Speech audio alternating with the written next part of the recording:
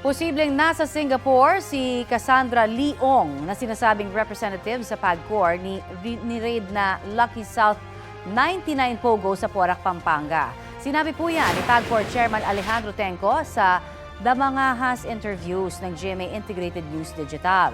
Batay raw ito sa impormasyon ng pulisya.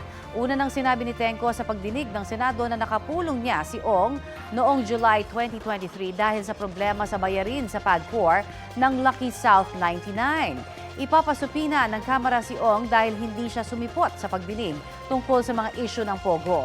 Noong Hulyo, hindi rin nakita si Ong na subject ng search warrant nang na-raid o ni-raid ng mga otoridad ang isang exclusive resort na tinutuluyan umano ng mga boss ng Lucky South 99.